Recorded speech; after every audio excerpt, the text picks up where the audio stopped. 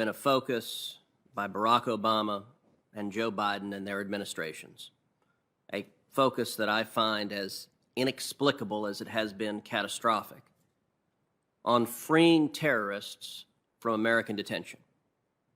In 2009, the Obama-Biden foreign policy team decided to close the detention facility at Camp Bucca in Iraq. By 2014, as ISIS was forming, it became clear that over a dozen of the group's top leaders had been freed from Camp Bucca. Those included Abu Bakr al-Baghdadi, his deputy, and Abu Muhammad al-Julani, the founder of al-Nusra Front. Having learned nothing, that same team repeated the exact same mistakes, this time with the Bagram prison in Afghanistan, as part of the administration's catastrophic withdrawal. Now, the images that Americans remember of that catastrophe are of chaos and carnage. Over 100,000 Afghans, many of them unvetted and unvettable, loaded onto airplanes to be deposited into the United States. Taliban terrorists overrunning U.S. and Afghan army positions, seizing unaccountable numbers of advanced weapons and technology, and parading them for global audiences.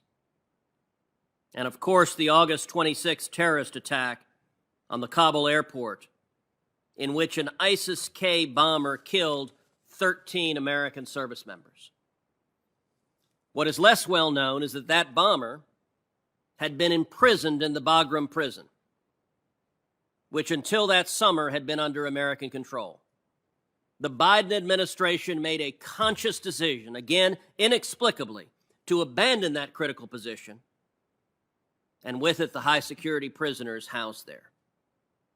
Having still apparently learned nothing, releasing terrorists, seeing them killing Americans, releasing more terrorists, seeing them killing more Americans, the Biden administration is talking about doing it again. Now they're talking about closing the facility at Guantanamo Bay. I think before that's even contemplated, we should have some sense of the toll that these catastrophic decisions have had. For instance, the Washington Post, hardly a right-wing organ,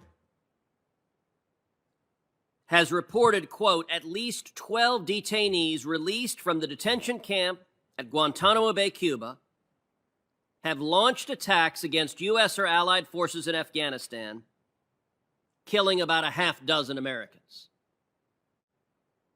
So you have terrorists freed at Camp Bucca, Americans murdered.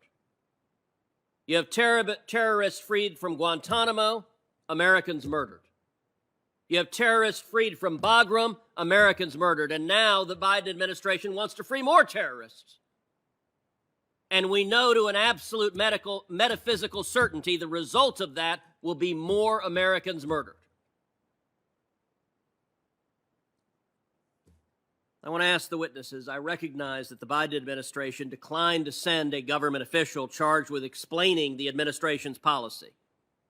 But let me ask all the witnesses assembled here, does anyone on the panel know a full account of the number of terrorists who were released from Camp Bucca that went on to fight for ISIS or the al-Nusra Front? So we don't have that information. All right, how about this? Does anyone know an accurate count of the number of U.S. servicemen and women that have been murdered by individuals we've set free from Camp Bucca, from Bagram, or from Guantanamo? So we don't know how many servicemen and women have been murdered, but yet the Biden administration is preparing to go down this road once again. And it's worth noting that the terrorists we find returning to the battlefield are just some of the ones we've released. There's good reason to suspect they're not the only ones who've returned to violence and terrorism. Before we free more terrorists, we should get to know where the past ones have gone and where future ones are likely to go. Professor Jaffer, Is there a rough estimate of where the terrorists freed from U.S.-run facilities have gone, and to what extent and at what level are those numbers tracked? So, Senator Cruz, I think the answer is that with respect to the terrorists that we transfer to other countries, we have security assurances from those countries for some period of time. Those security assurances are not forever.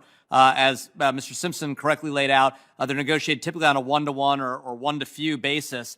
But those we have a sense of. But once they go out from those security assurances, we don't know where they are. And the others that we've released, we don't necessarily know where everyone ends up. What we do know to a certainty is that 33%, roughly 32%, 31.5%, have either returned to the fight, are known to have returned to the fight, or suspected of it. Those are statistics from the Director of National Intelligence, so we know that, and that's a real problem. So if you think about the 700 whatever odd number of people that have been released from GITMO, 229 have either returned to the fight or suspected of returning to the fight somewhere on the globe. Wow. Okay, final question. Of the 39 detainees that remain at Guantanamo Bay, roughly 20 are from nations without a fully functioning government. 14 of them are from Yemen.